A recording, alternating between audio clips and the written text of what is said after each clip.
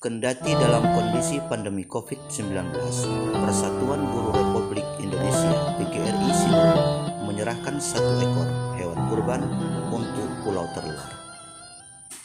Penyerahan hewan kurban tersebut diserahkan langsung kepada Kepala Desa setempat, A. Juliansa, turut disaksikan oleh beberapa orang aparat desa dan beberapa orang perwakilan masyarakat Pulau Tepah.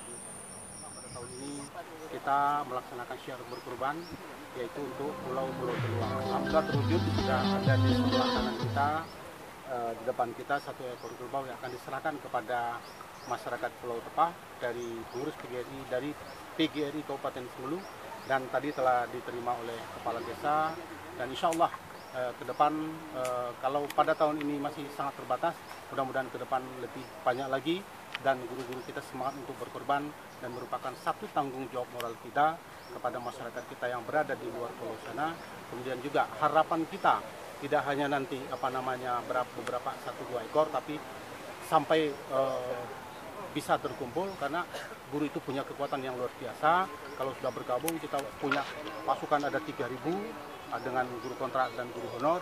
Guru PNS kita ada sekitar 1.000 orang lebih, dan kalau bersatu mungkin bisa puluhan ekor dapat kita serahkan pada masyarakat sebagai bentuk wujud cinta kita dan juga sebagai pengabdian kita pada Allah Subhanahu wa Ta'ala. Jadi demikian mungkin kami sampaikan. Terima kasih. Assalamualaikum warahmatullahi wabarakatuh. Berterima kasih atas sumbangan yang diberikan dari PGRI Kabupaten dan Kecamatan. Dengan demikian mungkin sangat berbesar hatilah dari masyarakat saya yang sangat memang kekurangan dan termiskin di desa Pulau Tepah. Jadi itu barangkali harapan kami, dan kami berdoa kiranya dapat menjadi amal ibadah dan ke depan lebih Dari Kabupaten Simelu, banyak lagi. Humas PGRI Simelu, Mas Wardi melaporkan.